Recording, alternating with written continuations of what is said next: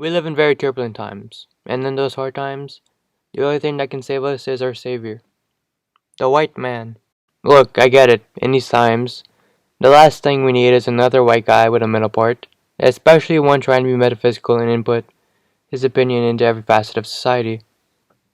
And you're right, and I'm going to take his lesson and exploit the hell out of it. I am becoming a YouTube partner, damn it.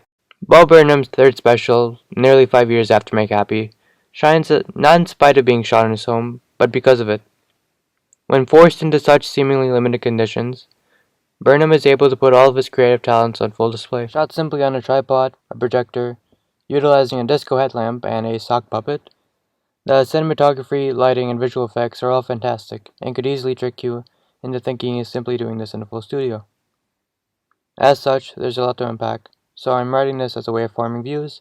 I mean organizing my thoughts into a better video essay later on.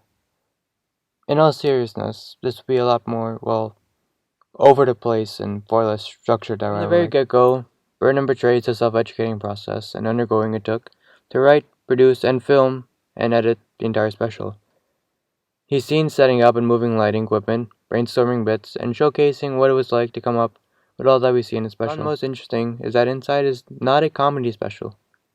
It feels far more personal and serious. As such, I don't plan on comparing this to his other specials for that very exact reason. However, in a very similar fashion, Bo starts off by singing about his position as a comedian and the ability to use his platform to help others, and asking the question if, well, is comedy really the best in times like this? No, literally, he asks it, and I quote, "Should we be joking at a time like this?" Actually, in hindsight, I don't think being entertaining or funny was his goal at all. Looking at it in its entirety and rewatching it, it moves much more like a musical documentary.